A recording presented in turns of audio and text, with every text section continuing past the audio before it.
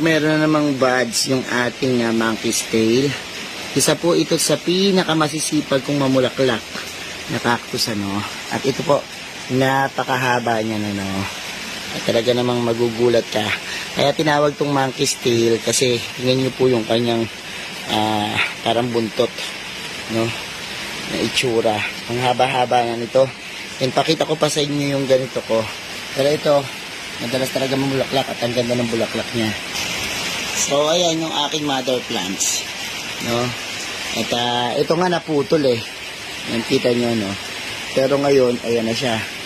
Ang haba na. Hanggang dun. And ito yung pinaka sobrang haba, oh. Kita nyo. Pag nakita nyo yung nakaganyan, matutuwa kayo kasi ang haba niyan, nakabitin dyan. Kaya isa sa pinaka-paborito ko tong mga monkey's tail na